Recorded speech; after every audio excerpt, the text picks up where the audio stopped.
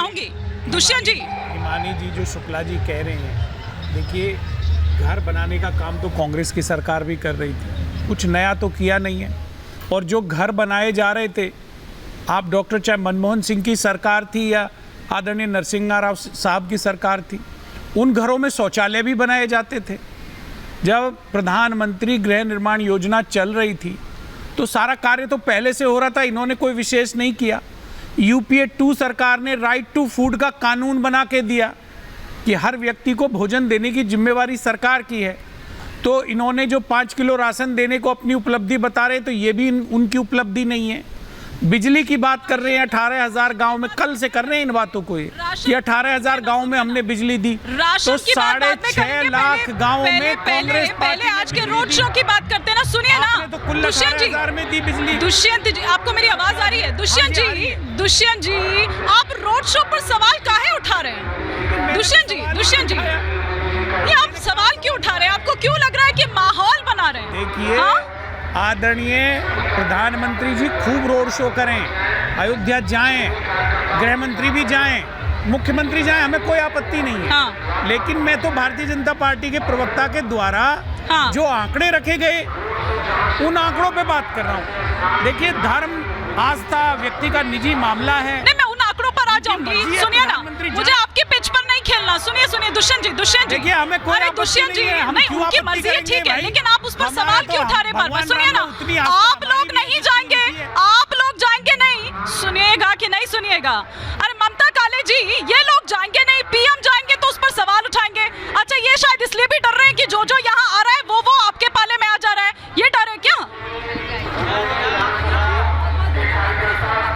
आप रामलला के पावन घर में आप खड़ी हैं, खूब आशीर्वाद आपको थोड़ा हमारे लिए भी लेकर के आ जाइएगा। देखिए, ये तो सौभाग्य की बात है, जो सौभाग्यशाली जिस पर प्रभु राम की कृपा, वो राम भगवान की पावन नगरी उनके घर अयोध्या में जाते भी हैं और उनको ईश्वर का बुलावा भी आता है।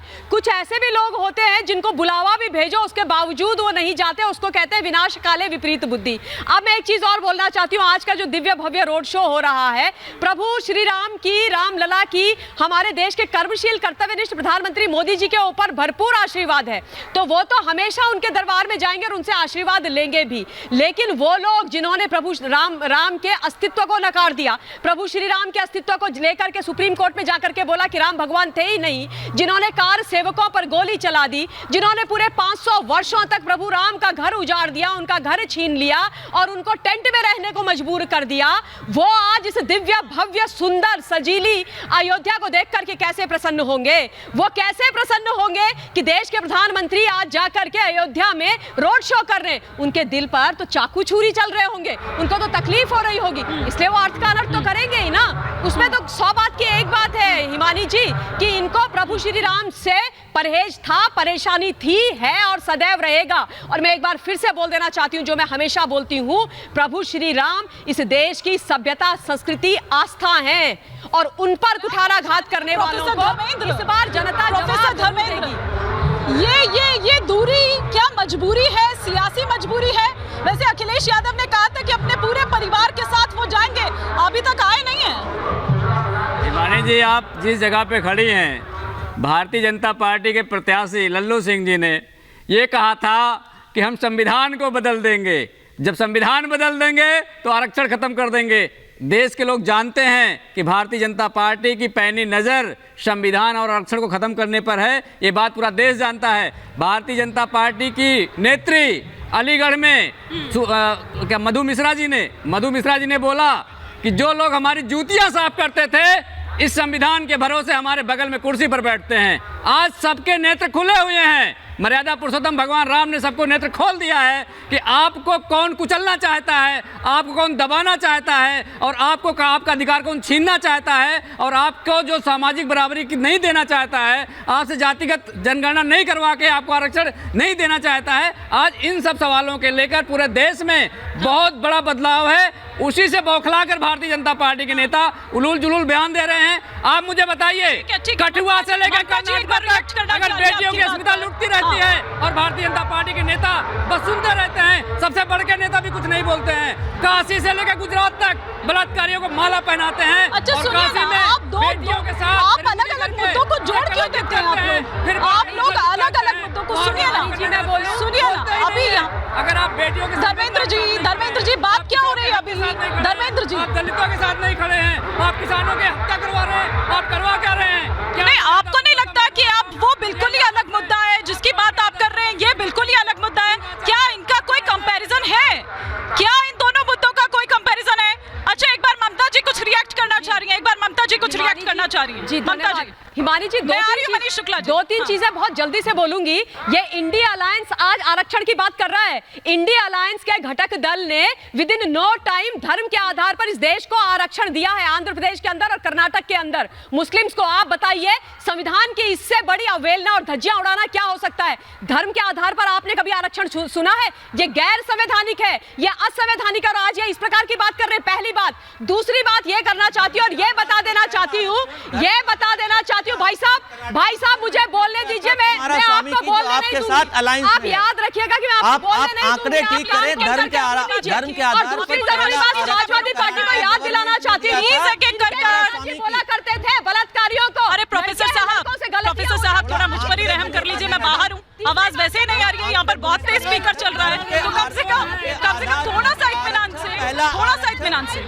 बोल दिया कि बघेल साहब ने मेरी बेइज्जती करी, मेरी इज्जत उतार करके रख दी है, ये चीजें बोली गई है। आप बात कर रहे हो, वो कह रही लड़कियों के आधार पर खुद लड़ूंगी। शर्म करिए आप लोग, शर्म करिए आप लोग। आप लोगों की जो बेशर्मी है वो देखने लायक है। कन्नौज में आपने एक युवा मरवा दिया था जिसने बूथ कैप्चरिंग के ऊपर अपनी आवाज उठाई थी, और किसने किया था? स्वर्गीय मुलायम सिंह यादव जी ने। अरे आप लोगों ने गुंडागर्दी करी, आप लोगों ने महिलाओं के साथ दुराचार का विचार करवाया, आप लोगों ने गैंगस्टर्स को बचाया, आप लोगों ने पुलिस वालों को मारा, आपने उत्तर प्रदेश को बर्बाद किया, और आज आप आकर के मेरे ऊपर चिल्ला रहे हैं। ये है आपका महिलाओं के लिए सम्मान, ये है आपका महिलाओं के लिए सम्मान, ये करते हैं आप महिलाओं का सम्मान, ये है आपका महिलाओं के लिए सम्मान। अरे शर्म कीजिए आप लोग, शर्म कीजिए आप लोगों की पार्टी के अंदर क्या क्या होता है? आपकी हिम्मत नहीं है बोलने की, हिम्मत नहीं है आपके बोलने की। आपके नेताजी लड़कों से गलतियां हो जाती हैं। मुझे आपकी आवाज नहीं आ रही है क्योंकि मेरा फोन कट गया। मैं दोबारा अपनी टीम को कह रही हूँ पैच करने के लिए। लेकिन अश्विनी जी, ये थोड़ी देर पहले जो यहाँ पर आरक्षण की बात जो यहाँ पर आई थी, ये मुस्लिम अपीजमेंट को लेकर ही दरअसल, क्योंकि ये कहा जा रहा है कि इसीलिए दरअसल बीजेपी ने अपना ट्रैक बदला है। पिछले कुछ दिनों वो एक अलग ट्रैक पर थे, लेकिन अब एक एक कर प्लीज अश्विनी जी, क्या आपको मेरी आवाज आ रही है?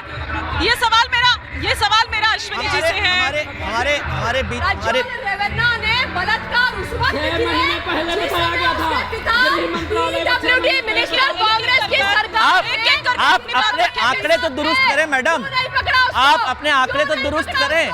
इस बार जब ये खबर निकल करके आई, चिल्ला के झूठ को सच क्यों साबित कर रहे हो? आप मर्यादा पुरुषोत्तम राम की बात कर रहे हो और बलात्कारी का साथ दे रहे हो। मर्यादा पुरुषोत्तम राम इस तरह से करेंगे तो नहीं चल पाएगा। मुझे वैसे ही आपकी आवाज नहीं आ रही है। अश्विनी जी प्लीज सिर्फ ऑन एयर अश्विनी जी को रखिए, सिर्फ अश्विनी मिश्रा जी की आवाज जाएगी, सिर्फ अश्विनी मिश्रा। महिलाओं की इज्जत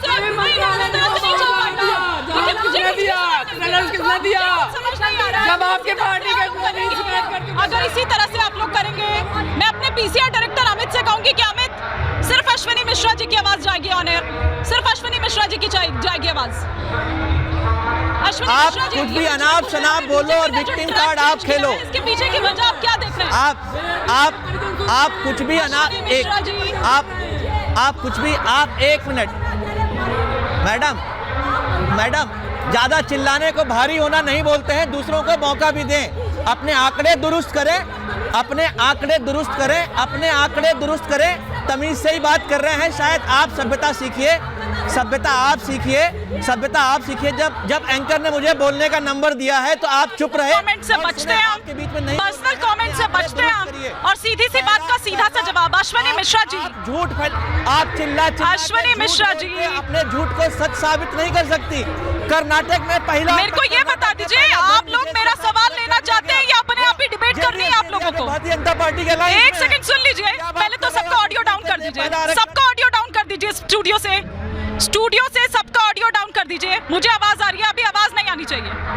अब मुझे आप लोग ये बताइए कि आप लोगों को अपना आपस